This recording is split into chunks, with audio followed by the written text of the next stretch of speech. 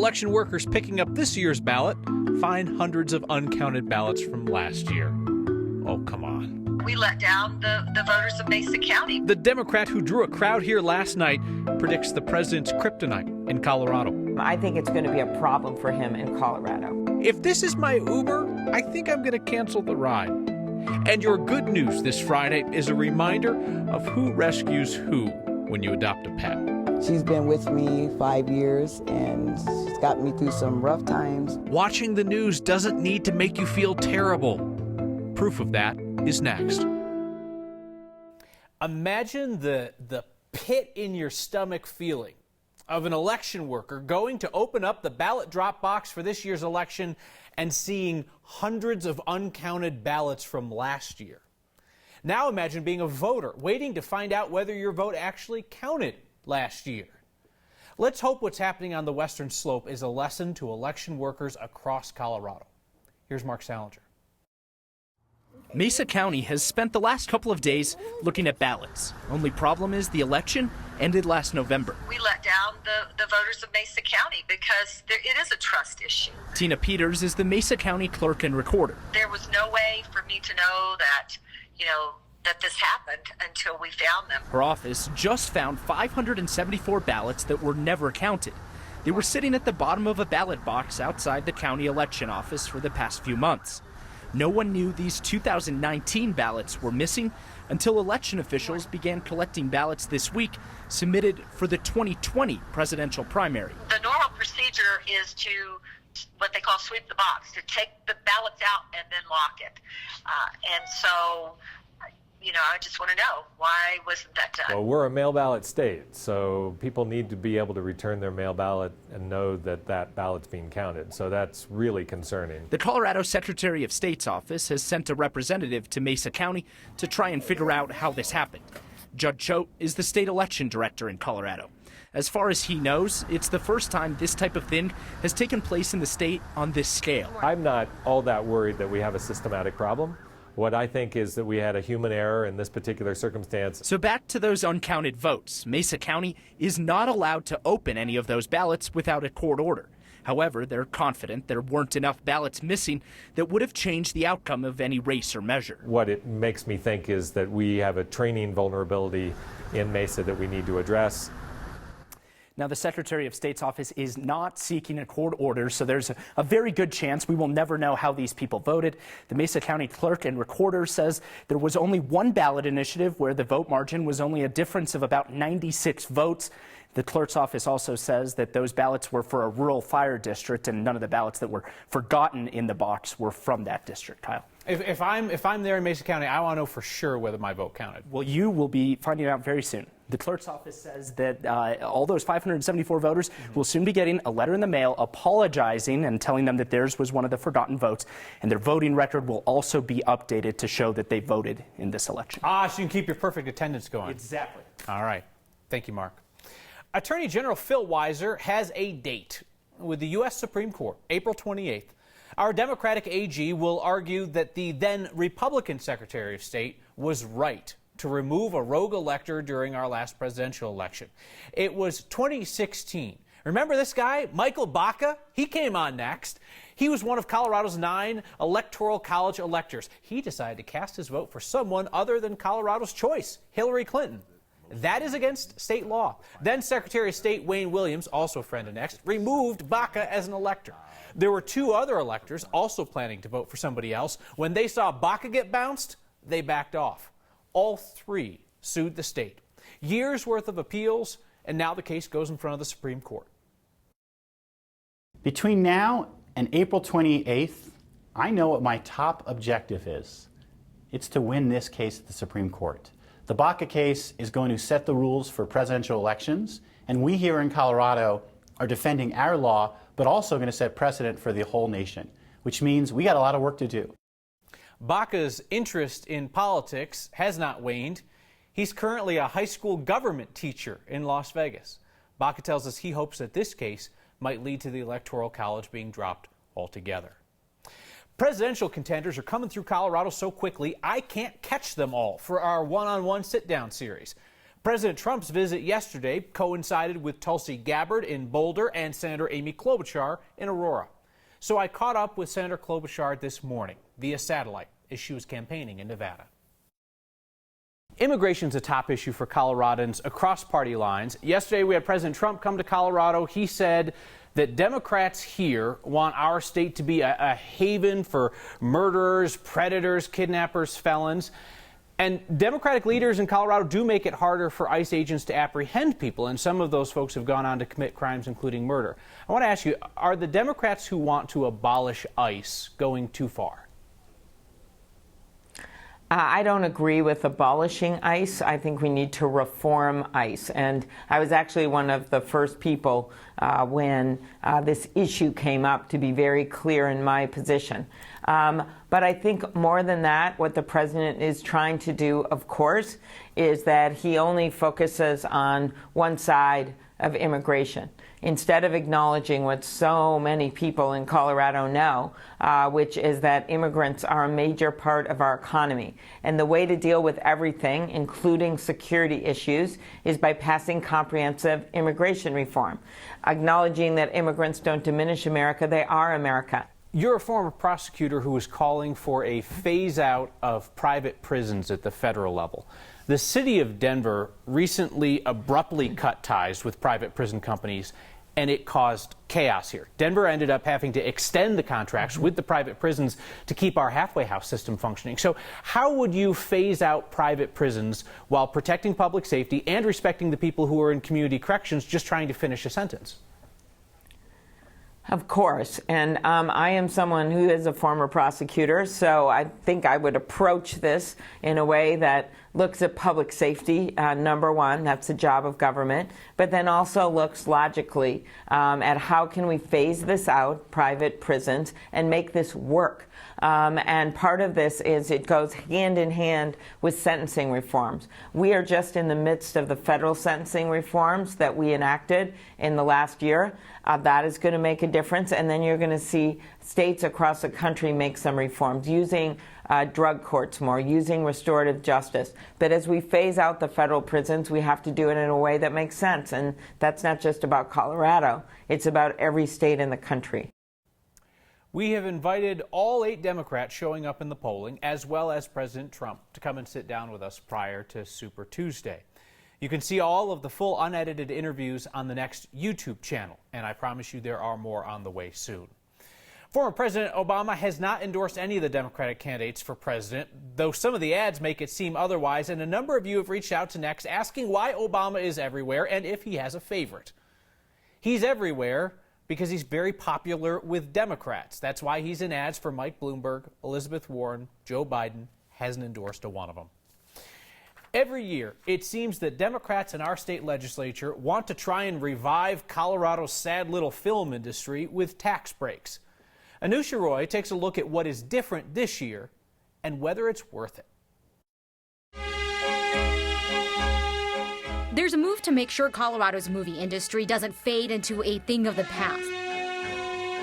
With history going back to Charlie Chaplin's The Gold Rush from 1925. So there you go, that's Mount Lincoln in Colorado. Westerns were filmed frequently in Colorado from the 30s through the 50s. But the list of movies shot in Colorado, Dumb and Dumber, parts of that were shot here. That list is shorter than what Professor Vincent Peturo with MSU Denver would like to see. The film production in Colorado has dwindled probably over the past 20 to 30 years. That's because other states moved in with better incentives, and the money the states set aside wasn't enough to compete, or there wasn't enough to go around, especially when big movies like Quentin Tarantino's Hateful Eight got room for one more. Filmed in and around Telluride. That ate up a lot of the state budget for incentive. Let's slow it way down. Democratic Representative Leslie Herod wants the opposite and is working on a bill to expand tax credits and incentives. The transferable tax credit will actually stay on the books, which means that our industry will actually know what they could offer these films who are planning years and years down the line. But the thing is, lawmakers fight every year over how much money they set aside for films.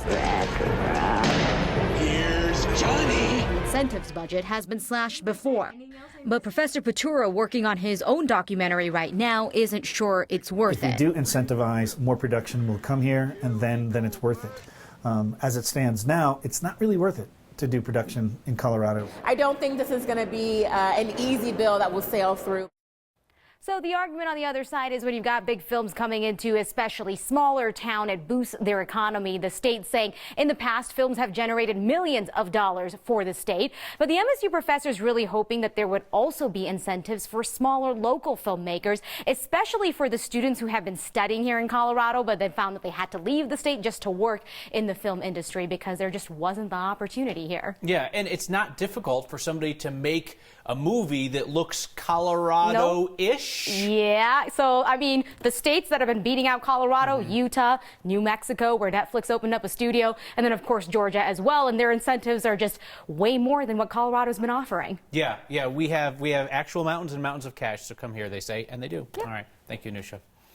More than 130 families in Denver are scrambling to find new schools for their kids next year, and the school selection window for families has already passed.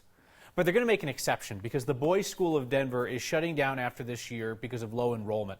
There are 136 middle schoolers going there, and their families have until March 2nd now to come up with a school preference for next year. There are 10 teachers that work there, and DPS is going to try to absorb them into other schools as well. So we told you here that Denver Public Schools wants to give kids a break from hot late summer school buildings that don't have AC by shifting the school year 2 weeks later. DPS says it doesn't have $200 million to put air conditioning in those 50 schools. And some of you asked the question that we knew was coming. What about the pot tax? And it's a fair question because voters were promised that marijuana taxes would go to school infrastructure. So DPS could apply for that money through a grant from what's called the BEST Fund. Denver does not apply for those grants very often because they are typically given to rural districts. We could only find 4 instances of DPS being given one of those cannabis tax grants. It's been around for 11 years, 4 times. Part of applying for a BEST grant also means that the schools have to roughly match the amount that they're asking for. So if DPS needs $200 million for AC in hot schools, half of that would come out of the district's own pockets. A family reunion in 5 Points. Most of them had never met. Her name is Bella. Bella the Bad Bulldog. A bad dog in the best way. Her rescue story is your good news on this Friday. And your Uber's here. Get in and lie down. Next. May I make a recommendation? This is not our work, but I promise you it is worth your time. The next team members are big fans of Colorado Public Radio's Vic Vela. He is vocal and open about his addiction and recovery, especially on social media. And now he's bringing that vital conversation into the world of podcasts. Vic and CPR have launched Back from Broken today. Talks about people's lowest lows, but it's stories about hope. First episode's available anywhere you find podcasts. It's an interview with the musician Anders Osborne, who battled drug and alcohol addiction himself. I'll be listening. Hope you will too.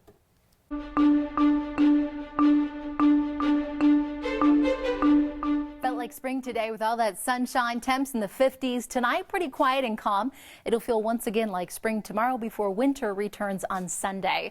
This evening, temperatures falling into the 20s here for the metro area. Teens up in the high country tomorrow. Another day in the 50s and 60s in eastern Colorado. But we are watching this next storm approaching from the southwest. It pushes in across the Four Corners late tomorrow night, spilling snow across the mountains Saturday night into Sunday morning. So pretty quiet start to the day. Early on tomorrow, clouds quickly racing in here to the city by 6, 7 o'clock tomorrow evening.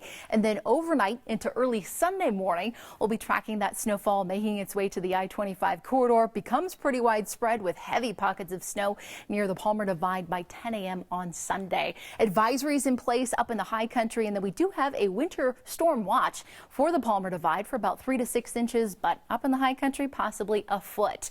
2 to 4 inches on tap here for the metro area, and the foothills should see some good snow out of this one. A windy day on Monday, so we get that brief break before another storm system rolls in on Tuesday, Kyle, but then beyond, back to the 50s, back to the sunshine as we wind down February. 56 is not going to melt my yard. Not going to happen. Not enough. All right, Sorry. Thank you, Danielle. So I think everybody's had at least one of those Uber rides where it pulls up and you're like, is this a good idea? I don't know. I take a look. This one kind of screams, this will be the last ride you ever take. Lakewood police tweeted out this photo after seeing a driver of a hearse helping somebody out with a flat tire on the side of 6th Avenue. Take a look at the rear window sticker there. It says, "Last Uber." One woman is at the center of this family photo with a few of her thousands of babies. My name is Chevelle Milligan, and I'm just grateful to be alive today. That is certainly good news, and so is the reason she's still here. Let's meet her together next. Fridays, we reserve time for your good news. Tonight, a very good dog who came along just in time to rescue her owner.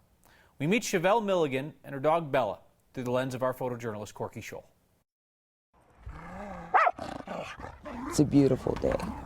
When you wake up and you're 6 feet above ground, it's a wonderful day. Get it. Pick it up. My name is Chevelle Milligan, and I'm just grateful to be alive today. Down here spending some time with my dog Bella in the park. Get it, Bella. She talks back to me, but she's very protective of her mom. And she's been with me 5 years and get it. Got me through some rough times, but I'm grateful to have her. She's a real good girl. Oh my God, this dog keeps me going. Oh man, never a dull moment. She's blessed me tremendously. I came to Denver from California after 26 years of working at LAX, and I caught MRSA pneumonia. And I almost died, and so I got her to be able to walk because I had to learn how to walk again. And so she's been a great blessing to me.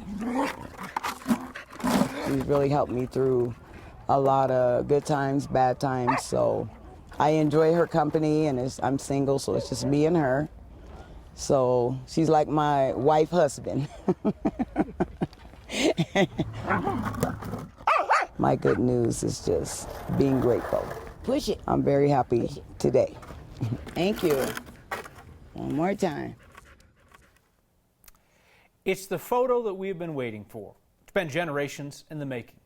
Let's head back out to 5 Points to see it. You remember on Monday we caught up with Joseph Martinez, one of the more than 7,000 Coloradans, all delivered by a doctor named Justina Ford. She was the first licensed African-American female doctor in Colorado. All those babies came into the world at her home in 5 Points. Several dozen of her former patients gathered there at 27th and Welton today to dedicate a beautiful mural in her memory and to take a group photo. And before they left, they all signed a board with their names and the day that she brought them into this world. The most Colorado thing we saw today makes me wish that I hadn't let my wife talk me into a diet. That and your feedback next.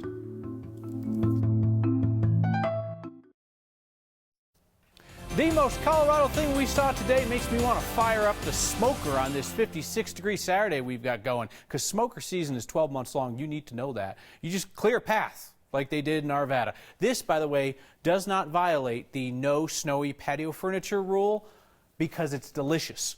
If you see something that says Colorado to you, especially if it includes grilled meats, send it to next@9news.com or get our attention with the hashtag HeyNext. Sonia writes in tonight to say, I think you should do a story about all of the hateful comments from Democrats on the post about President Trump being in the Springs. I don't know, Sonia. The president had his share of pretty nasty comments, including about people's physical appearance. What if we all aspired to be better? See you next time.